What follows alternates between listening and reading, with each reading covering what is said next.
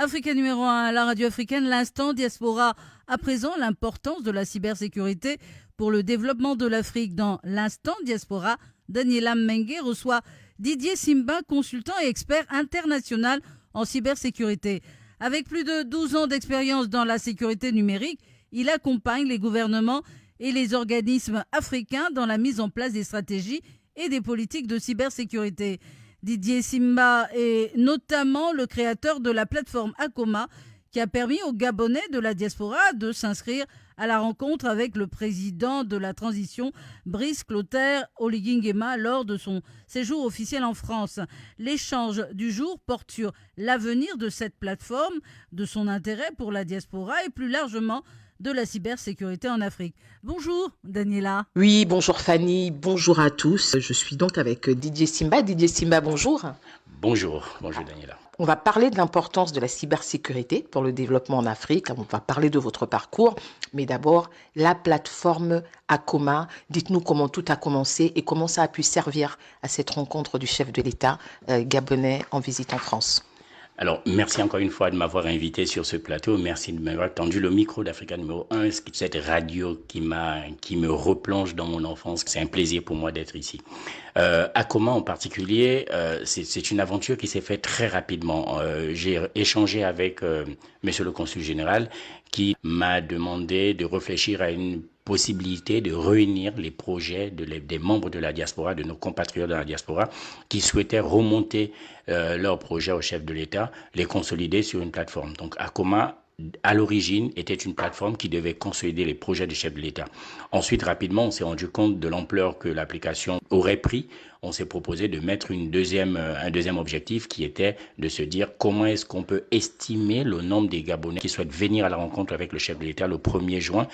Et c'est comme ça que les deux objectifs ont été mis en place sur la plateforme Akoma en moins de 48 heures. Et la plateforme, d'ailleurs, pour revenir dessus, a bien atteint ses objectifs puisqu'on a eu plus de 4100 Gabonais qui se sont inscrits. Et ça, c'est ce qu'on pouvait voir sur la plateforme. Donc la jauge, jour par jour, heure par heure. Heure par heure, effectivement, on pouvait voir le nombre de Gabonais qui s'inscrivaient et on pouvait également voir le nombre de projets qui ont été soumis. Il faut préciser que derrière ça, on a envoyé 2 mails, 2 courriels aux personnes qui se sont inscrites et aux personnes qui ont soumis des projets. L'ensemble des mails qui ont été envoyés, représente à peu près 4500 mails. Il faut préciser que les 98% des mails envoyés sont bien arrivés dans les boîtes de lettres des compatriotes et sur les 98%, 70% des mails reçus ont été lus. C'est très important de préciser ces chiffres-là pour montrer à quel point la plateforme Akoma a rempli sa mission, en fait, celle de communiquer, d'informer les collaborateurs. Et moi, ça m'a permis de recevoir beaucoup de félicitations et de remerciements de la part des compatriotes sur l'ensemble de mes réseaux sociaux. Alors, ça y est, c'est terminé. Qu'advient-il, voilà, j'y arrive, de la plateforme Akoma? Alors aujourd'hui, si on va sur le site internet akoma.ga, on a déjà un message qui dit que le site est en maintenance pour proposer des nouvelles fonctionnalités. L'idée pour nous, c'est de proposer, de faire évoluer la plateforme et de proposer un canal de communication entre la diaspora et le gouvernement au Gabon, en passant bien entendu par notre diplomatie, c'est-à-dire l'ambassade et le consulat général. D'accord. Alors, parlons de vous, de votre parcours. Vous avez plus de 10 ans d'expérience dans le domaine. Donc, brièvement, qu'est-ce qui vous a conduit à devenir un expert international en cybersécurité ? Alors, comme beaucoup de Gabonais, j'ai eu mon bac au Gabon, j'ai fait mon primaire, mon collège, mon lycée au Gabon. Et après mon bac, j'ai fait les classes préparatoires Maths Sup, Maths P au lycée Léon Bas. Et je suis arrivé en France pour faire le cycle ingénieur. Après le cycle ingénieur, tout de suite, j'ai commencé à travailler comme la plupart des Gabonais qui viennent à l'étranger. Et après ça, j'ai eu envie de me dire, bien entendu, j'ai augmenté mes compétences dans le domaine de la sécurité numérique et plus rapidement, on m'a proposé des fonctions telles que responsable sécurité des systèmes d'information. Dans le jargon, on dit RSSI, mais c'est juste un sigle en fait. Donc j'ai été RSSI des grands comptes ici en France. J'ai travaillé dans des grandes entreprises avec plus de 15 000 collaborateurs à chaque fois. Et je me suis posé la question de savoir comment est-ce que je peux impacter d'abord le continent, mon continent africain dans un premier lieu et principalement le Gabon dans un second temps. Allez, là, vous avez enclenché sur ma question suivante. Quel est l'impact de la cybersécurité sur le développement des pays africains avant de nous dire justement un peu les projets spécifiques que vous avez pu mettre en place? Alors l'impact est très grand, hein. Il faut le dire, c'est qu'aujourd'hui la cybersécurité coûte en cas de cyberattaque aboutie, en moyenne, un organisme dépense 18 millions de dollars. C'est très représentatif, c'est un Ça coût. veut dire quand on est attaqué, on doit payer 18 000 dollars. 18 millions de 18 dollars. millions. Oui. 18 millions, ça représente toute la restructuration. C'est-à-dire que le système d'information qui a été attaqué, il est vulnérable aujourd'hui. Il faut fermer les brèches, il faut reconstruire, il faut peut-être racheter des nouveaux ordinateurs, racheter des nouveaux serveurs, faire appel à des spécialistes qui vont venir nous accompagner dans la mise en place, la survie de cette cyberattaque, etc. Toutes les dépenses qui vont être enclenchées pour pouvoir sortir de cette cyberattaque et continuer son activité normalement, ça coûte en moyenne 18 millions de dollars. Il faut bien dire que c'est un montant très élevé et c'est pas toutes les entreprises qui ont la capacité de déclencher ce montant-là, on imagine. Mais déjà, est-ce que nos États africains ont compris l'intérêt justement de la cybersécurité? Oui, c'est justement ça. Mais je pourrais pas répondre à la place de tous les États. Il y en a quand même 54 sur le continent africain. C'est très difficile. Mais on peut observer des disparités. On peut observer quand même un phénomène qui se généralise sur les pays. Pour moi, à mon appréciation, ça reste timidement pris en compte par les chefs de l'État. Il y a un proverbe, nous sommes africains, donc il y a un proverbe africain qui dit que le poisson pourrit par la tête. Et tant que nos dirigeants n'auront pas compris les enjeux sur la cybersécurité, L'instant diaspora à présent sur votre radio. L'entretien a débuté hier, il se referme aujourd'hui. Daniela Mengue reçoit Didier Simba. Il est d'origine gabonaise, consultant, expert international en cybersécurité. Enjeux, défis, sa contribution pour le continent, l'intégration des femmes dans ce secteur d'activité. Didier Simba en parle avec Daniela Mengue. Bonjour Fanny, bonjour à tous. Didier Simba, bonjour. Alors aujourd'hui, vous êtes membre de la diaspora avec toutes ces compétences-là. Quel est votre apport? Qu'est-ce que vous faites pour aider à contribuer justement à renforcer l'intérêt pour la cybersécurité en tant que membre de la diaspora? Alors, beaucoup de choses déjà. Je rentre tout fraîchement. La semaine dernière était une semaine très mouvementée pour moi. J'ai fait un aller-retour de 2 jours à Marrakech, au Maroc. À Marrakech, j'ai été invité au GITEX. Au GITEX, c'est le plus grand événement tech en Afrique qui réunit plus de 15 000 visiteurs par an.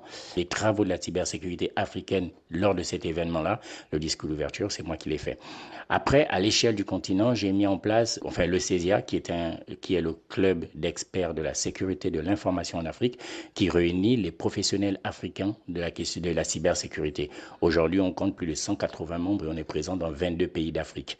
On a à l'échelle du Gabon, rien que pour le Gabon, il y a plusieurs actions. Je vais en citer quelques-uns comme ça qui me viennent rapidement à l'esprit. D'abord, j'ai créé un cabinet de conseil, j'en parlais tout à l'heure, DS Trust, pour lequel je suis le directeur général. Et ensuite, très récemment, j'ai mis en place un réseau de hackers qui s'appelle GEH, Gabon Ethical Hacker. C'est un réseau de hackers éthiques gabonais, 100% gabonais. Créé en 2023, on a participé au concours international de hacking qui a été organisé par la République de Guinée.